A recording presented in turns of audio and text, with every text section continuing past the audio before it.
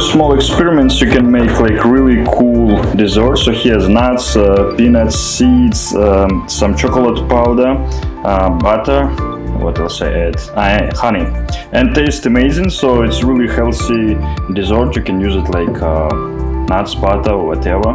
So don't afraid to make some interesting experience with healthy food.